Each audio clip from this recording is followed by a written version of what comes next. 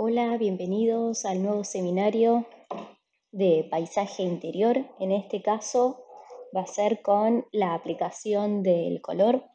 Me presento por si alguno no vio los anteriores videos.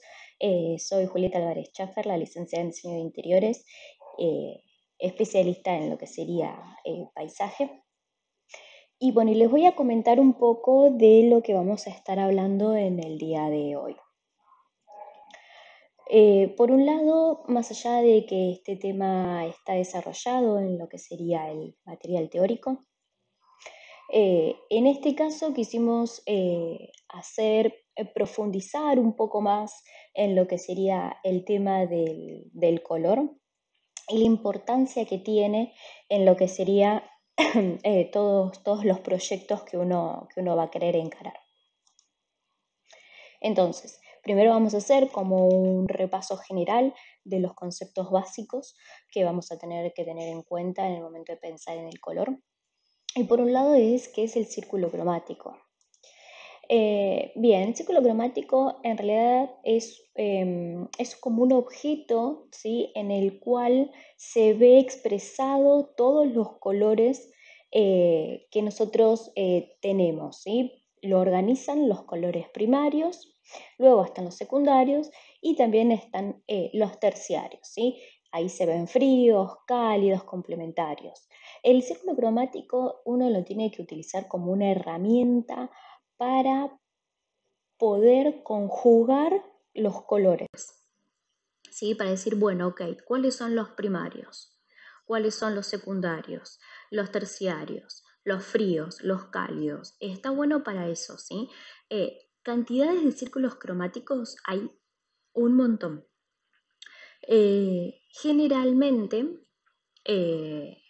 lo que varía es el tamaño, ¿sí?, del círculo. O sea, si el círculo cromático es un poco más reducido, la cantidad de colores van a ser menores, así uno tiene una paleta de color y un círculo cromático muchísimo más amplio. Generalmente nosotros lo que recomendamos es que se utilicen la paleta de colores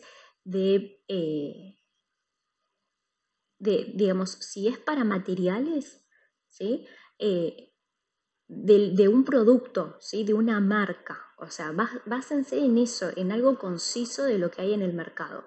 Porque muchas veces uno puede decir, bueno, veo un círculo cromático bajado de internet, el cual nos puede llegar a ayudar a nosotros para configurar los colores, pero no implica que sea el color exacto que ustedes vayan a poner en el espacio o el color exacto que tenga la vegetación, ¿sí? Hay que tener en cuenta que nosotros estamos rodeados de colores, ¿sí? Y esto, lo que yo quiero decir es que cuando uno piensa en la teoría del color, cuando uno piensa en la aplicación, ustedes tienen que pensar en el conjunto, ¿sí? Cuando ustedes van a una plaza, van a un parque, van a un jardín, un patio, una terraza, ¿sí? Uno ve un todo. Ves el cielo, ves los alrededores, o ves, por ejemplo, los límites verticales, como por ejemplo las medianeras, ¿sí?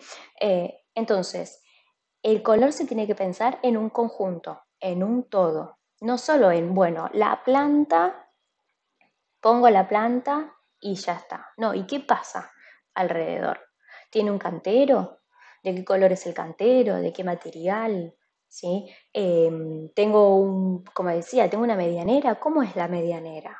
¿La tengo que tratar? ¿La tengo que pintar? ¿Le quiero poner una enredadera?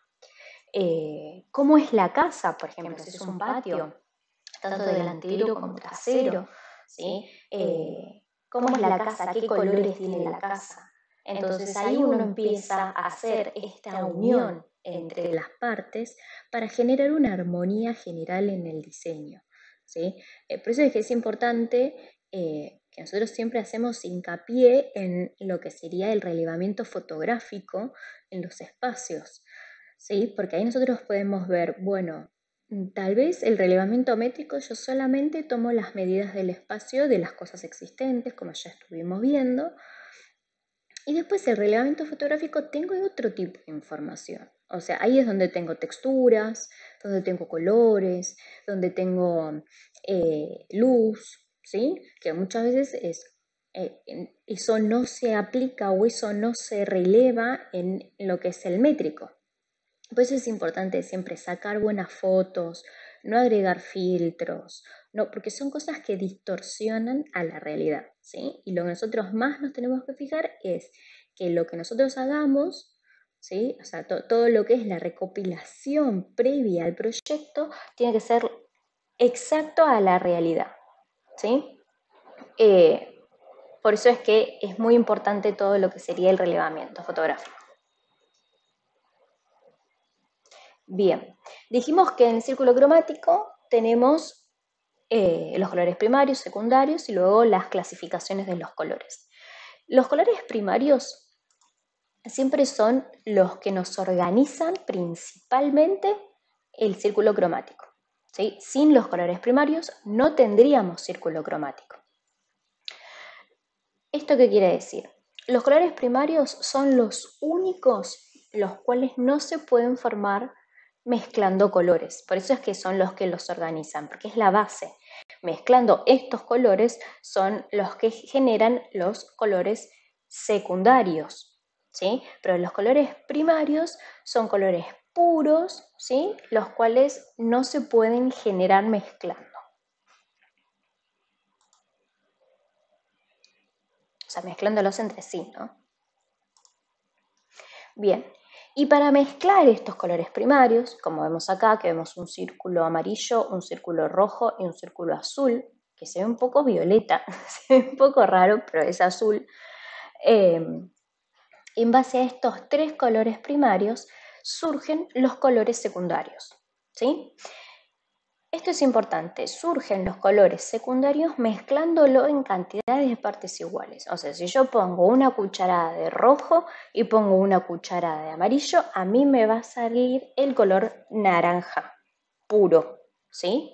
¿Por qué? Porque tengo las dos cantidades, o sea, tanto el amarillo como el rojo, la cantidad de partes iguales, ¿sí?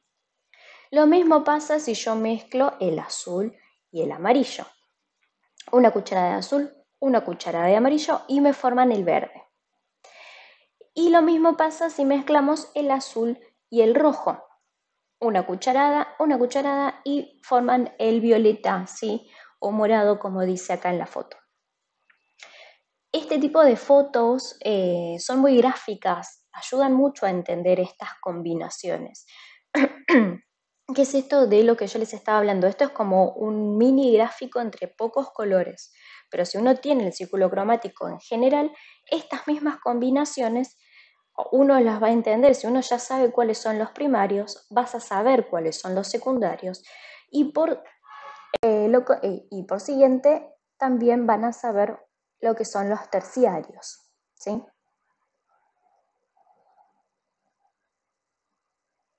Bien, los terciarios son una combinación entre un primario y un secundario, ¿sí? En este caso también es por cantidad de partes iguales, ¿sí? ¿Por qué digo cantidad de partes iguales? Porque si yo pongo más un color y menos otro, en realidad no me va a salir el color puro, me va a empezar a salir como tonalidades, los cuales no es el color exacto para un secundario o para un terciario, ¿sí? Entonces acá hay algunos ejemplos que son distintos a los que estuvimos viendo en lo que sería el material. Por un lado tenemos, si sumamos el amarillo y el verde, ¿sí? Se genera un verde que se le dice un verde pistacho. Esto es importante de decir. Muchas veces me preguntan cómo se llaman los colores en sí, en general. Y hay que pensar algo. Muchas veces, en realidad, hay colores que sí tienen sus propios nombres, pero hay otros, cuando ya empezamos a tener una variedad y empezamos a hacer mezclas, te pongo un poquito de esto, un poquito del otro, un poquito del otro, en realidad ahí lo que estoy generando es un color fabricado, ¿sí? Que muchas veces la empresa que lo fabrica le pone el nombre, ¿sí? No sé si vieron de que si ven diferentes marcas, por ejemplo, de pinturas, ¿sí? O de algún revestimiento, el color va a variar, se va a llamar de diferentes maneras, ¿sí? Entonces, y tal vez uno dice, pero en una marca se llama cielo de verano y en el otro se llama, no sé, aguas termales y es el mismo color. Bueno, sí, porque en realidad es un color que se fueron mezclando y que cada marca le va poniendo su propio nombre para que la gente lo identifique el color con la marca, ¿sí? Por eso es que, bueno, está el verde pistacho, que sí es un color como un poquito más genérico, pero por ejemplo si uno dice un verde palta, hay como una gran variedad. Si ustedes googlean verde palta, van a aparecer unos un poco más amarillos, otros un poco más verdosos. Y si uno se pone a pensar, y la palta tiene diferentes colores dependiendo de la maduración, entonces pueden ser cualquiera de esos colores, el verde palta. Por eso es que es importante siempre que ustedes trabajen con cosas concisas eh, para una mejor organización para ustedes. Bien, otro color, el naranja y el amarillo, genera un amarillo más huevo, ¿sí? Un amarillo un poco más, como más intenso. Eh, Después, el morado se genera con la mezcla de el violeta y el magenta. Que el magenta es como si fuese un rosa, entre medio de un rosa y un fucsia, ¿sí? Es un rosa bien intenso. El color añil, ¿sí? Que es una tonalidad entre violeta y cian, que el cian es como si fuese un celeste más intenso, como con más brillo, ¿sí? Eh, y la mezcla del verde y el cian es un azul más turquesa, ¿sí? Que también, como les decía, van a tener como muchas, o sea, los terciarios son un montón, es distinto a los primarios y los secundarios, que es más reducido y uno ya sabe que si mezclas, porque son 3 colores primarios nada más, entonces los secundarios es mucho más chica la variación que puede llegar a haber. En cambio, al tener un primario y un secundario, los terciarios son millones. Bien, bueno, vamos a pasar vamos a hacer un repaso de lo que serían los colores análogos, ¿sí?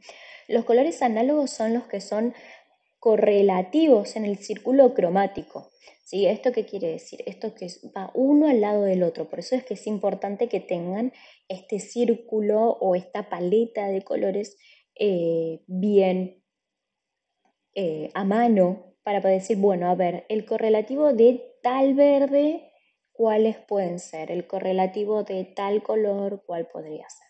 ¿Sí? Eh, es muy fácil los análogos porque generalmente uno está hablando cuando uno generalmente dice está engamado. Cuando dice, por ejemplo, mi remera, no sé si se llega a ver por el... Tengo distintas tonalidades de verdes, ¿sí? Entonces, mismo, por ejemplo, los anteojos. Entonces, uno que está diciendo, yo estoy combinando los colores análogos, ¿sí? ¿Por qué? Porque estoy dentro de una misma paleta de color, eh, pero con distintas, dependiendo de para qué lado uno vaya, es, digamos, qué tonalidad o para qué lado se va inclinando cada verde, ¿sí? Por ejemplo, acá vemos donde nos aparece el círculo, el primer círculo de color gris. Ahí vemos una tonalidad de verde. Acá vemos el otro en la parte inferior. Y acá en el fondo vemos otra. A ver, en este caso hay un montón de verdes, ¿sí? Marqué estos 3 como principales, como para que se note este choque, pero como ven tenemos varias tonalidades, porque aparte lo que tiene la naturaleza es que no es algo conciso y lo que tiene la naturaleza es que va a ir variando depende de la época del año, de cómo esté la planta, va a variar si tiene sol, si tiene más sol, menos sol, mucha lluvia, o sea, mucha agua, ¿sí? Entonces va a ir variando esas tonalidades de verde. Pero en general, cuando uno elige la vegetación, tiene que elegir en cuanto a lo que sería la planta en su máxima expresión, ¿sí? O sea, en su esplendor. No si la planta está un poco marchita, ¿no? Porque ahí claramente va a ir variando. Por eso es que es importante siempre tener en cuenta el todo de la planta. Porque nosotros cuando elegimos una vegetación tenemos colores de tallos, tenemos colores de hojas. Esas hojas van a tener también tienen diferentes tonalidades porque no es totalmente perfecta.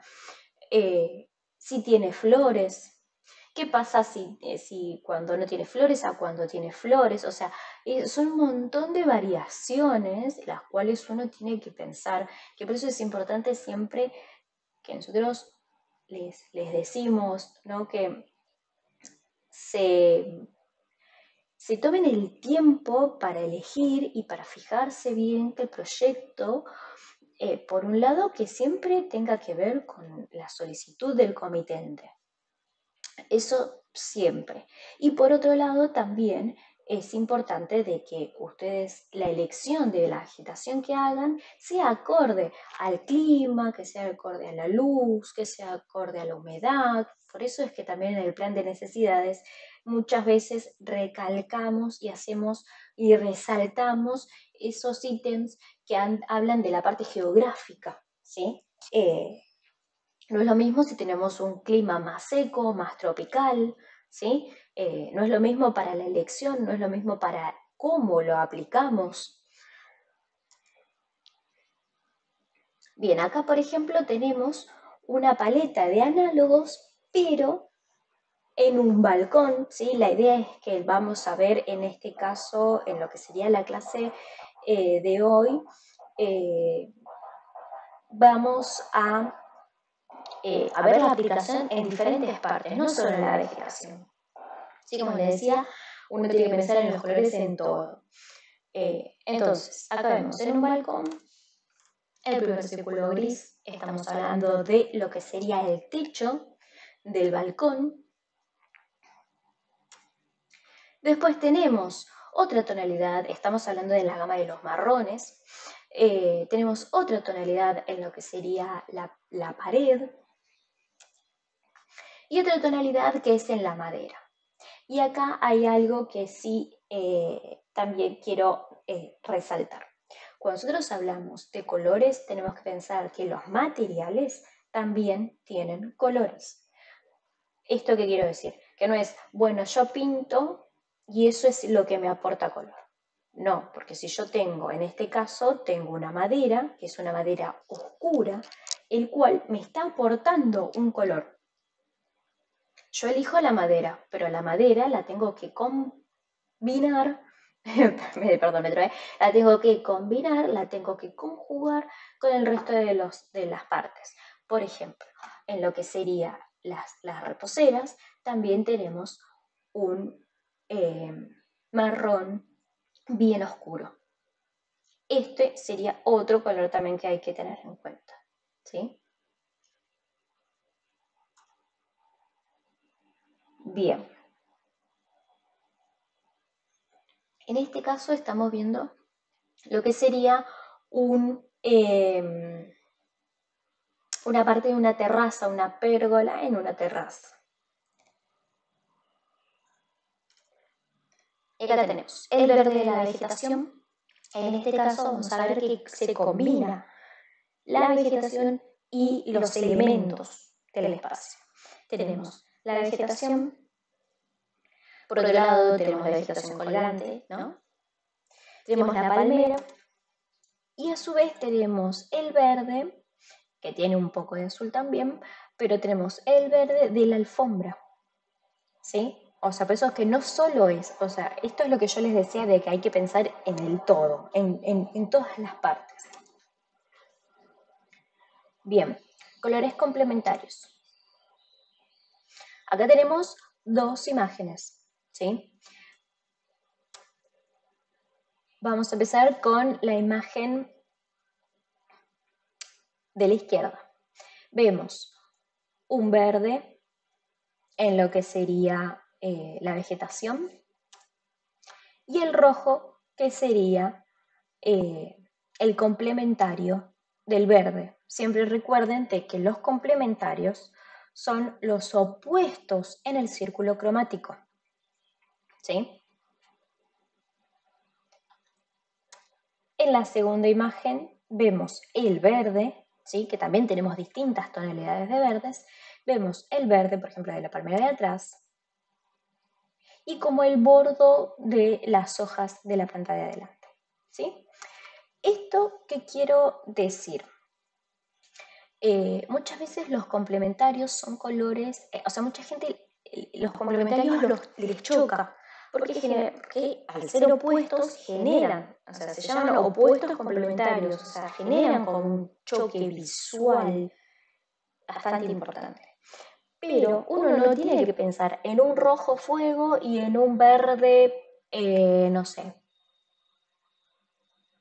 en un verde bien llamativo. Uno puede jugar con distintas tonalidades. Puedo generar, por ejemplo, fíjense que en la imagen de la izquierda yo tengo las lenguas de suegra que se les llaman, con diferentes variedades de colores, pero tengo un verde un poco más apagado y la flor, ¿sí? La bromelia que tengo abajo, tiene un color rojo mucho más fuerte.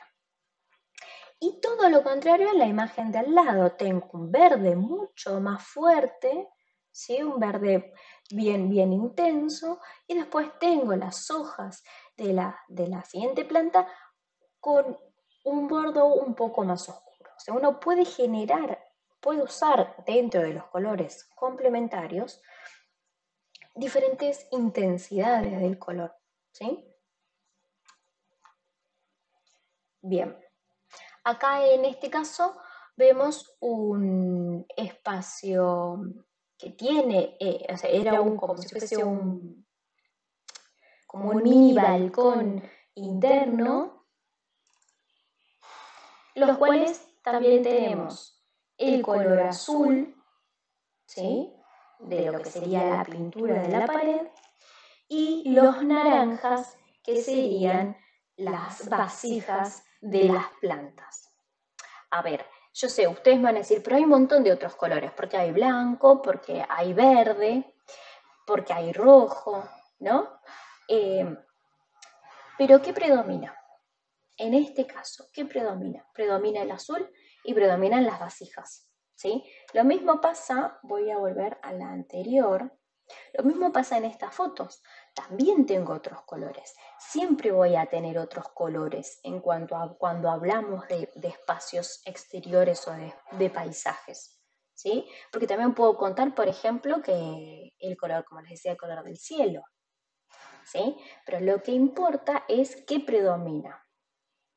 En ambas fotos, tanto en esta como en esta, lo que predominan son estos colores, ¿sí? Y en esta predomina la combinación del azul y del naranja, ¿sí? Más allá que después tenemos verdes, porque piensen de que en un 90% de los casos va a haber verdes en el espacio, ¿sí? Bien, en este caso vemos un balcón.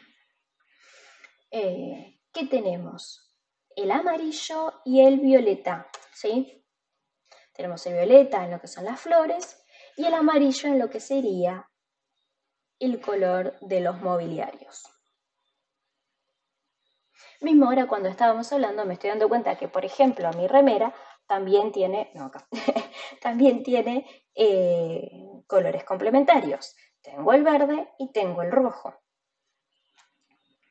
Muchas veces pasa de que estos conceptos unos los tiene incorporados, pero que no saben cómo se llaman, ¿sí? Uno tiene como el inconsciente colectivo, perdón, pero dice, yo me voy a vestir con colores similares, que uno no sabe que esos colores similares son análogos, ¿sí? O tal vez el inconsciente uno dice, yo voy a poner el amarillo y me voy a, no sé, y me voy a pintar los labios de violeta. O sea, uno generalmente, y más que nada en uno, aplica estos conceptos de teoría del color, ¿sí? Que muchas veces uno no sabe cómo se llaman o cómo se llaman los términos, pero sí, sí inconscientemente los aplicamos. Bien, y acá empezamos con los que son los acromáticos, ¿sí? Los espacios acromáticos son los espacios que carecen de color, ¿sí? Y acá es donde es un gran dilema. ¿Por qué? Porque, o sea, que carecen de color, vuelvo un poco para atrás, que carecen de color, o sea, significa que va a tener, es un círculo acromático, aparte de lo que estábamos viendo anteriormente, que tiene toda la gama desde el blanco hasta el negro y toda la gama de grises, ¿sí? Es un poco complicado los espacios acromáticos en lo que sería el diseño de paisajes, porque como les decía, es muy probable de que haya verdes, ¿sí? Eh, a lo sumo que sea un jardín más bien seco, donde tenga piedras y tal vez tenga agua y blanco y negro y nada más, pero si yo quiero involucrar vegetación, es muy probable de que haya color, ¿sí? Que esté el verde. ¿Qué es lo que pasa en esta imagen? Oye, es lo que pasa en esta imagen. Vemos que predomina lo acromático, pero tenemos la presencia del verde. Pero como ven, es como muy delicado, es más, hasta es un verde un poco apagado, tampoco llama mucho la atención. Pero si uno mira el total de la foto, predomina más el gris, el blanco, que en sí los colores. Lo mismo pasa en estos espacios. Por ejemplo, en el espacio que vemos del lado izquierdo, vemos que tenemos toda una envolvente blanca y gris con una silla Acapulco que se llama, que se utiliza mucho en los exteriores, eh, en color negro o es un gris bien oscuro. Y tenemos los verdes, ¿sí? Pero fíjense de que en sí predominan mucho más los colores, los análogos, que el color verde. Y en la imagen de la derecha pasa lo mismo. Vemos que tenemos todo un tratamiento en lo que es el piso, lo que es el solado, con grises, con con todas una trama, una serie de trama en el solado. Los mobiliarios también son acromáticos y bueno, como les decía, también tenemos la parte de color verde en la vegetación. Pero en este caso, como les decía, predomina mucho más lo acromático. Es raro, puede llegar a pasar, pero es raro de que las personas quieran un espacio al exterior totalmente acromático. Es raro. Generalmente lo acromático se asocia a lo minimalista, ¿sí?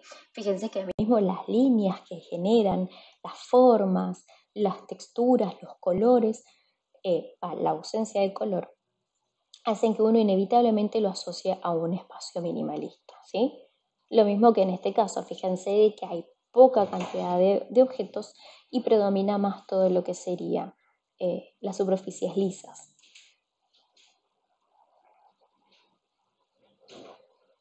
Bien. Y ahora vamos a hablar de 3 propiedades del color, que es lo que va a hacer que esto sería también como la parte complementaria a lo que estuvimos hablando. Por un lado tenemos el matiz, ¿sí? Las propiedades del color son lo que hacen que cada color tenga su propia identidad y que uno pueda llegar a modificarlo. Un ejemplo, vieron que cuando uno tiene, mismo cuando uno saca una foto y le pone un filtro, estás modificando las propiedades del color original. ¿sí? Cuando, por ejemplo, hacemos que se resalten los amarillos, hacemos que el color, por ejemplo, sea sepia, o hacemos que resalten los rojos, por ejemplo, ¿sí? Bueno, son todos efectos que uno puede llegar a poner en una foto para embellecerla o para mejorarla o para darle algo en especial, que lo que hace es modificar las propiedades del color real que ustedes tienen. El matiz. El matiz son las tonalidades de los colores, ¿sí? Eh, por ejemplo, el verde, el morado, el amarillo tiene sus matices, tiene sus variaciones, ¿sí?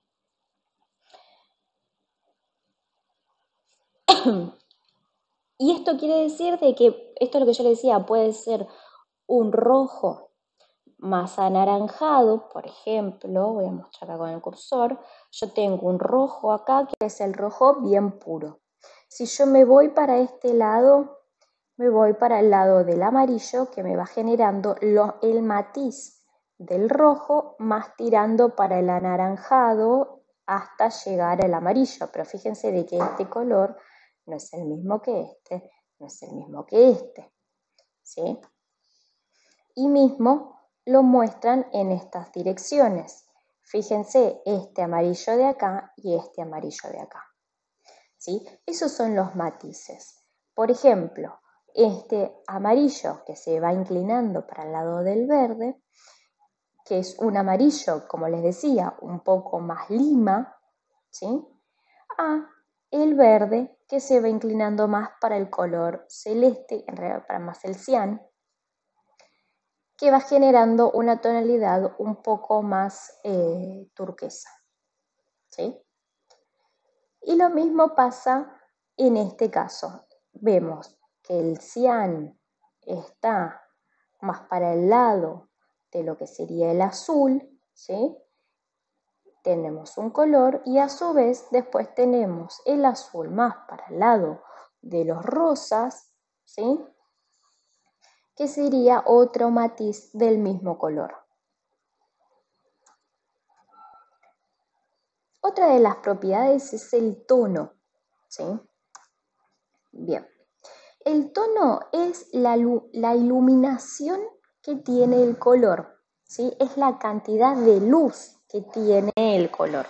Y acá es donde vemos que muchas veces cuando uno va al colegio les hacen hacer este tipo de trabajitos con acuarelas o con algo, con algunas pinturas, disculpa, con algunas pinturas que se pueden ir conjugando. Entonces, por ejemplo, acá partimos del rojo, ¿no? Y más cantidad de a blanco le ponemos, es más cantidad de luz que tiene el mismo color, ¿sí? No es un color rojo que yo le pongo una luz, un foco lumínico, sino es que es el color rojo que yo le voy agregando de a poquito un poco de blanco, más blanco le doy, más blanco le pongo, perdón, más claro se va a hacer el rosa, ¿sí? Entonces partimos del rojo, le vamos agregando de a poco una cucharadita de blanco, un poquito de blanco, un poquito de blanco, y ahí es donde se generan las gamas de colores en cuanto a la cantidad de luz de color, ¿sí? Y lo mismo pasa si yo lo quiero oscurecer, porque acá está el verde, perdón, acá está el rojo, y acá hay un rojo más oscuro, ¿sí? Es lo mismo, tiene menos cantidad de luz, ¿sí? Y acá vemos el mismo ejemplo con el color verde. Cuando uno le va agregando el blanco es donde se van generando los colores pasteles que están de moda estos últimos años, ¿sí? Partimos de un color puro y le vamos agregando la ausencia de luz, que sería un poco de negro, ¿sí? Y le vamos agregando un poco de blanco, que lo vamos generando un color más claro y más pastel, ¿sí? A medida que se va a tener más cantidad de blanco que de color, es un color bien pastel. Bien, y la intensidad del color. Esta es la última propiedad, son 3 propiedades que son las principales. La intensidad del color es el brillo que uno tiene, no es lo blanco, sino es el brillo que tiene el color, ¿sí? Que puede ser más baja o puede ser más alta, ¿sí? Yo sé que muchas veces estas 3 propiedades se pueden llegar a confundir un poco y pueden decir, pero es todo lo mismo, pero no es lo mismo un brillo que tener blanco, que tener matices, ¿sí? Y mismo si ustedes saben utilizar, por ejemplo, programas de edición, como a un Photoshop, por ejemplo, un Illustrator, o mismo algún programa de dibujo, ¿sí? Como el SketchUp, uno ve todas estas cosas que son todas propiedades que uno va variando, que son esas variaciones que también tienen los filtros, ¿sí? Entonces es importante que ustedes tengan en cuenta que estas 3 variaciones, estas 3 propiedades hacen que un color puro tenga variaciones, ¿sí? En cuanto a la luz, en cuanto al brillo y en cuanto a los matices.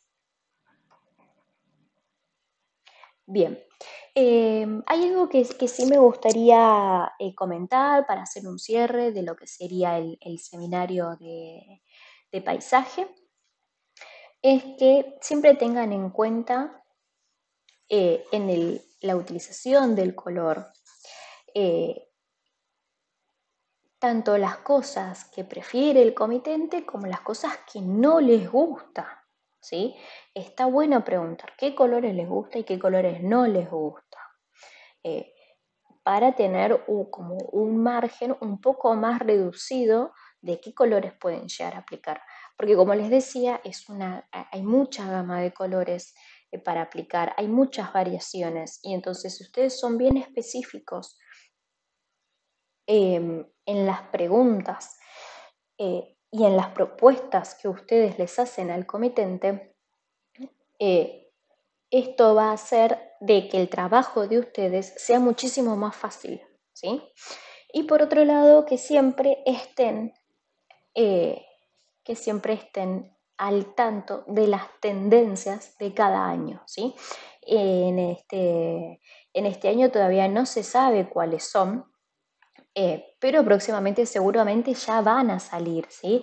Y va a depender de qué país, en qué zona uno esté, pero siempre piensen que cada marca tiene sus colores de tendencia y piensen también de que si hay combinaciones que son como claves, ¿sí? Por ejemplo, el verde y el rosa. Hace unos años que se está trabajando y sigue estando de moda, ¿sí? Sigue siendo tendencia. El año pasado la tendencia era gris y amarillo, que hace unos años atrás también se utilizaba bastante. Entonces, siempre estén actualizados, tengan en cuenta qué es lo que se está usando en cada parte, o en cada parte donde estén ustedes, no, sino en donde esté el comitente. Porque puede ser que ustedes estén en Estados Unidos y que tengan un cliente en Argentina, o puede ser que sea viceversa.